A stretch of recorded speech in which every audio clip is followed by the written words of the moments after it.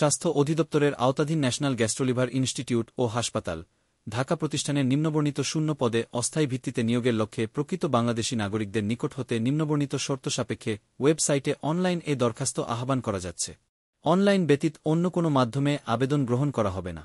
সহকারী লাইব্রেরিয়ান 1টি, অফিস সহকারী কাম কম্পিউটার মুদ্রাক্ষরিক 3টি, ওয়ার্ড মাস্টার 1টি, রিসিপশনিস্ট 1টি। পরীক্ষায় অংশগ্রহণের ইচ্ছুক ব্যক্তি ওয়েবসাইটে আবেদনপত্র পূরণ করতে পারবেন। আবেদনের সময়সীমা নিম্নরূপ। অনলাইনে আবেদনপত্র পূরণ ও আবেদন ফি জমাদান শুরুর তারিখ 05/05/2025। অনলাইনে আবেদনপত্র জমাদানের শেষ তারিখ 26/05/2025।